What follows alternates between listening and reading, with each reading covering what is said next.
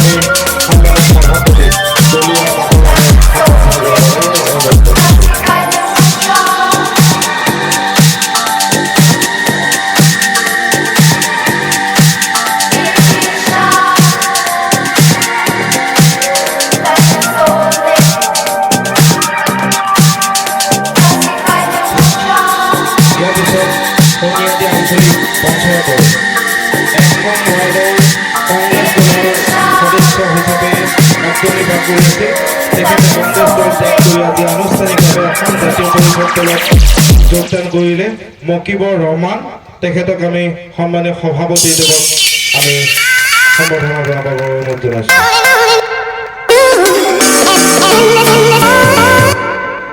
ইয়াৰ